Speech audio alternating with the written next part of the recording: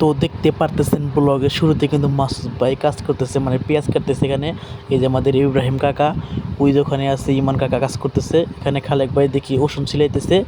ওই যে ওখানে আরিফ তালুকদার, এখানে নজরুল, ওই যে নজরুল। আর ওইখানে ওই যে আরিফ তালুকদার, তাকে একটু জুম করি।